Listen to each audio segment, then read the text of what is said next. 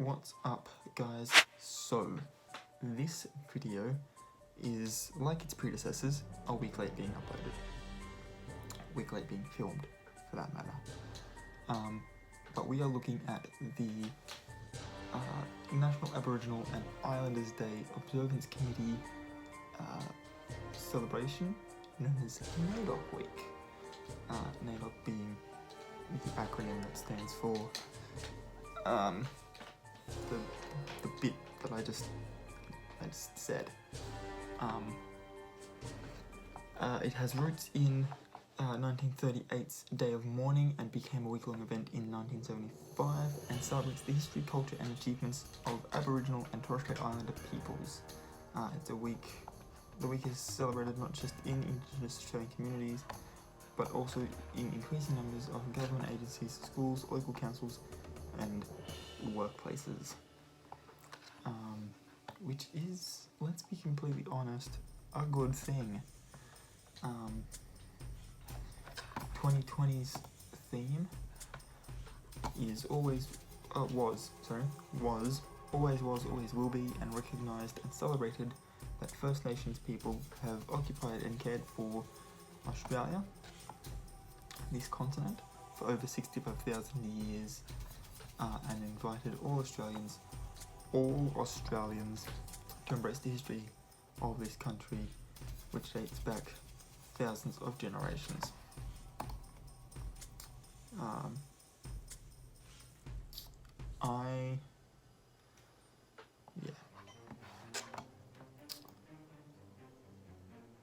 So I can, what do we got here?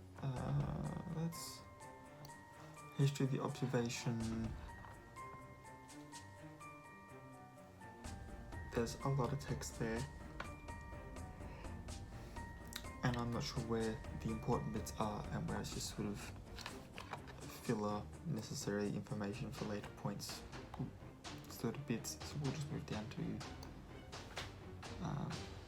the more, I mean, knowing what it's about and the motivation behind it is important, but knowing how to celebrate it appropriately is also a big thing.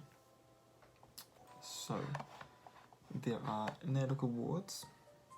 So there's usually an award ceremony and ball celebrating the end of NAIDOC Week festivities, which is usually held in the host city each year. The ball features Indigenous food and live bands. If we're looking at specifically at being Australian bands,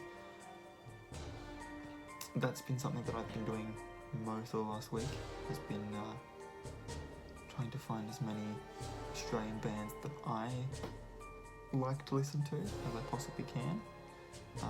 There's been a lot of Australian hip-hop and an increasing number of Australian punk as well, which has been really nice. There's usually a poster competition. So the first NAIDOC poster was created in 1972 to promote what it was then referred to as Aborigines Day. The protest nature of the poster continued until 1977 with titles like Self-Discrimination and Chains or Chance, publicising political change, and a day of remembrance. There is a big list of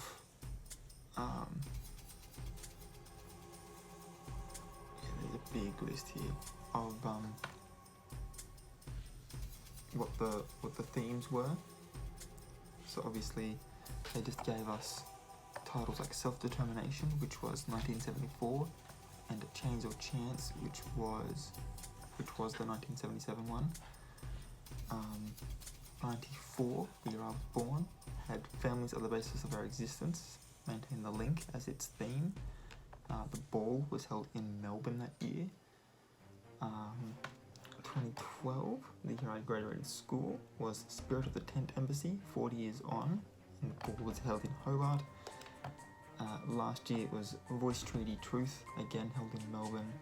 And then this year, Always Was, Always Will Be was the theme for the poster competition. As I've already mentioned, and because of COVID, there was no ball. Most of these other ones, let me see if there's any other ones that don't have a ball associated with them. I'm currently not seeing any. No, 86, 85, 84. Right, so the balls look like they started in 1984. Doesn't say that the ceremonial ball. Okay, but 1984 was held in Adelaide, and before that, there's no other indications that a ball took place.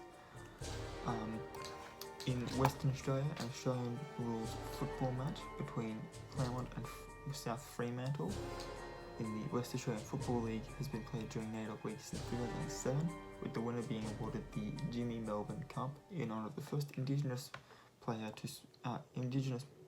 Australian player to play senior football in a major Australian football league, which is kind of cool. It's always nice when sport, which is not necessarily my cup of tea, but it's always nice when it's actually able to do something good instead of just idealizing idiots who headbutt each other for a living. I don't like sport, obviously, but it's always good to see when anything within the public domain is able to do something right. So yeah, I'm just looking at Wikipedia here. I'm sure there's more reliable sources. I think NAIDOC has its own actual site.